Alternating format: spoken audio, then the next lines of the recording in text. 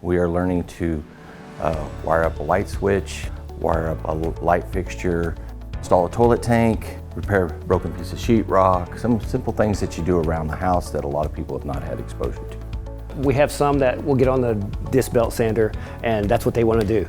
And I don't even have to say anything. They know to put their eye protection on, their hearing protection on, and they'll come right over here and turn the vacuums on, and they proceed with whatever we need done with those. And then I have another group that'll come over here to the miter saw, and I'll stand right here with them, and they follow all safety procedures, and they're good to go.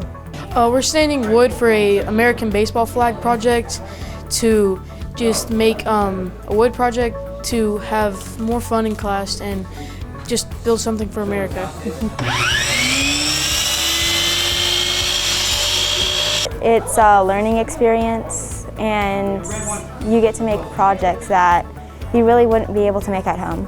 Well, a lot of them are really excited about it because many of them don't have even a small hammer or screwdriver in their homes.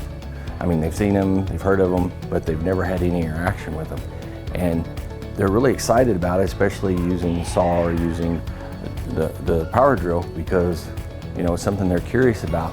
My favorite part is the wood staining part, because we get to use paintbrushes and stain wood that's already been burned and been cut in half, which is really easy to do. Any project that they think they cannot do, they can do it. As long as if they have confidence in what they are doing, they're gonna be fine.